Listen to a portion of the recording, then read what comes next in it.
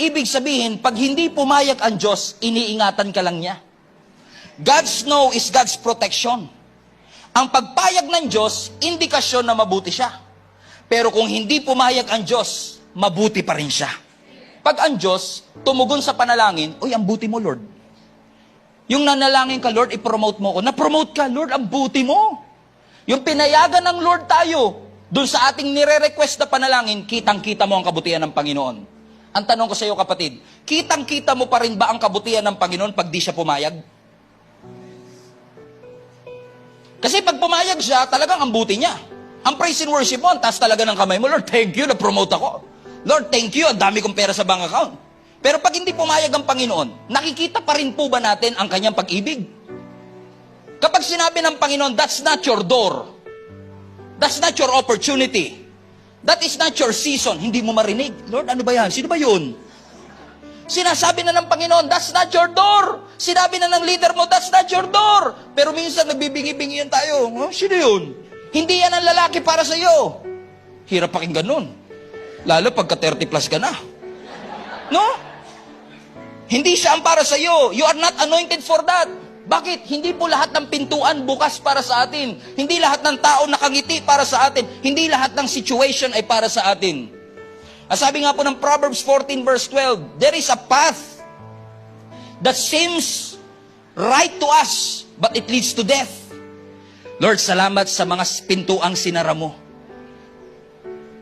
Lord, salamat sa mga napurnadang plano ko. Sino sa inyo nagpapasalamat, hindi nyo nakatuluyan yung dating iniiyakan ninyo?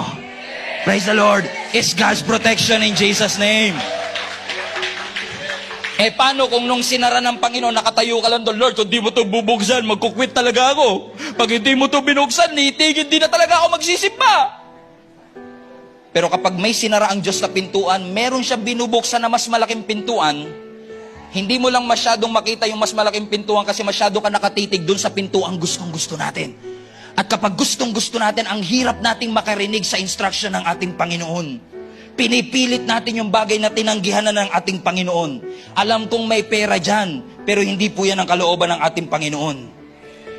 God's love is revealed not just on provisions but also in rejections.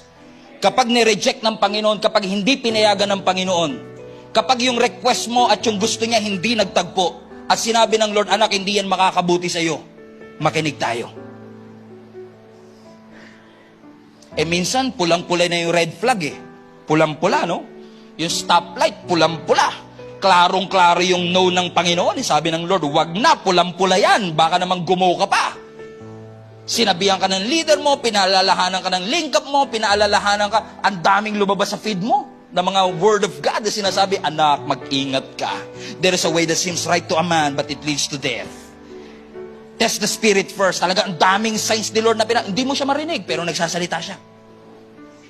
Madalas, kapag gustong-gusto natin, sineset aside natin ang agenda ng Panginoon kasi mas gusto natin yung sarili nating agenda. At pag ang Diyos nagpadala ng tao magpapaalala sa iyo, anak, parang mali yata ito. Anak, masyado ka na yatang exposed. Sasabihin mo pa, basher ka. Haters ka. Ine-echo lang nila yung instruction na ng Panginoon dito. Pero minsan, ang labas pa nila, haters sila. Kasi ni-reject Gustong-gusto natin. Ibig sabihin, ang decisions natin is driven by how many people will like me instead of will it be in line with what the Word of God is saying? Gumising tayo mga kapatid. Tinawag natin yung rejection. Pero ang totoo lang, ang sabi ng Lord, hindi yan para sa iyo. Hindi naman dininay ng Lord. Hindi naman sa hindi na ibibigay ng Diyos. Ang sinabi lang ng Panginoon, meron pang mas better. Mga kapatid, global family, huwag tayo magbingi-bingi sa mga bagay na sinasabi ng ating Panginoon.